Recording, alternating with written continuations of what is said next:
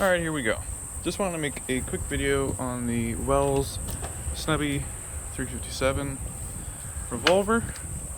I have found very little information on these. I had to do quite a bit of research, so I figured if I put it all in one video, it might make somebody's day a little bit easier trying to find it all out. From what I found, these are the exact same gun as a Crosman SNR 357, a wingun revolver that you see listed with the chrome and the wood handles, the Dan Wesson 357, like a whole bunch of airsoft revolvers are this gun.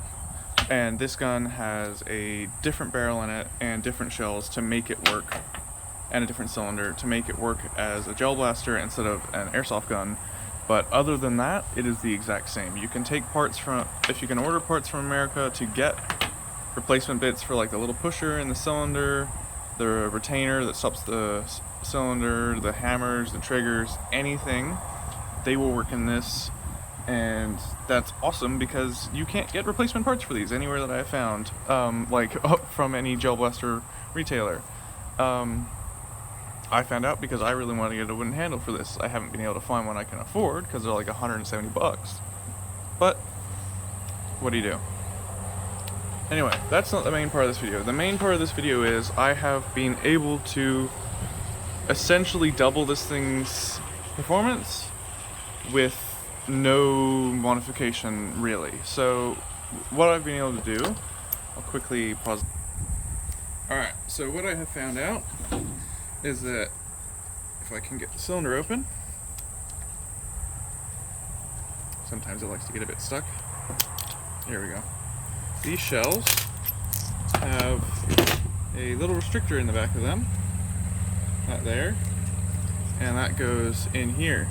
And the only way I've found to get those out is I don't have a punch, but use a punch, push it through, stick this on a vise, something that can support the edge but not the middle, and then just tap that with a hammer, punch them straight out. It takes quite a bit of force, but and I would recommend you don't do it with the shells that came with it from the factory because that'll void your warranty.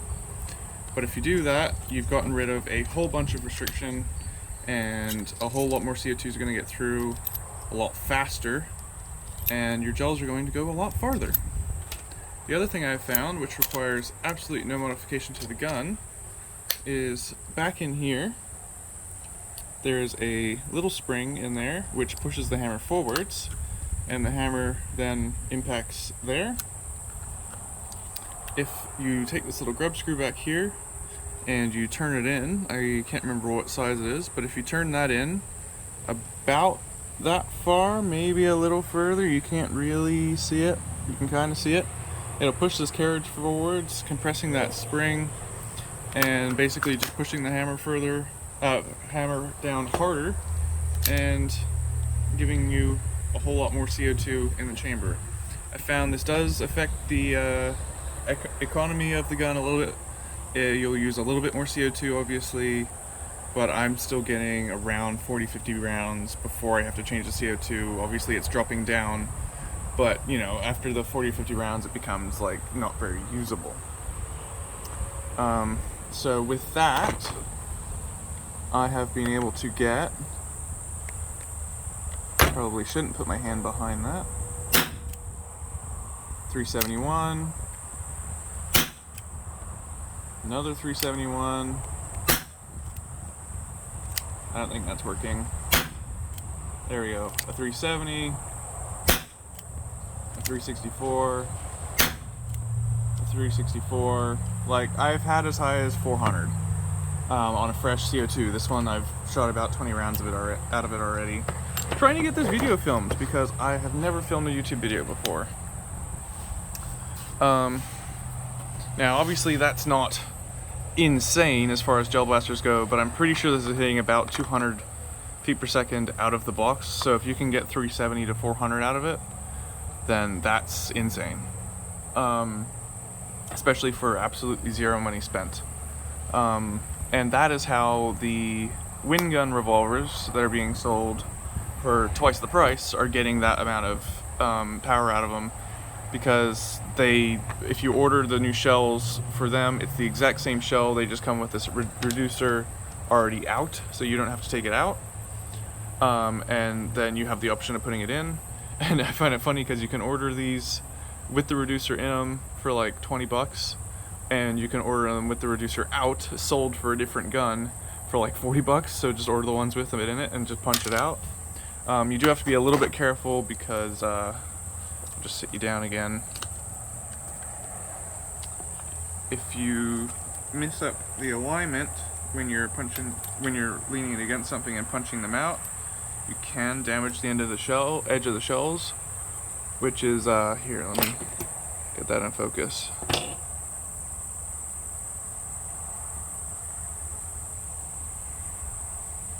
Come on. There we go. You can damage the edge of the shells. What you have to do is basically line it up on a vise so that one side of it's there and the other side of it's there, with nothing touching the middle, because obviously you have to push these little reducers. I'll just grab one. You have to push these out, and so it has to be clear of those on the edges. And there's a pretty small margin of error. So yeah, I would recommend you don't do it with the factory shells if you want to keep your warranty, because obviously if you take it in for warranty work and they see your shells are all messed up, they're gonna be like, hey, you've been messing with the gun, we're not gonna warranty it. Which is fair, you have been. But yeah, if you ever need to take it in for warranty work, you can just wind that screw back and put the factory shells back in it, and it's exactly the same as if you never touched it. And so, yeah, that's how you get basically nearly twice the power out of these for no money spent. And can't complain with free power. If you have any questions, leave a comment. I've never done this YouTube thing before, so I don't really know how this is all going to work, but I'll leave in the description a list of the names of the guns I have found which are compatible, and maybe a few links to parts, because I know you can get a wood style grip which is still like plastic, and you can get a wood grip for like 180 bucks ish.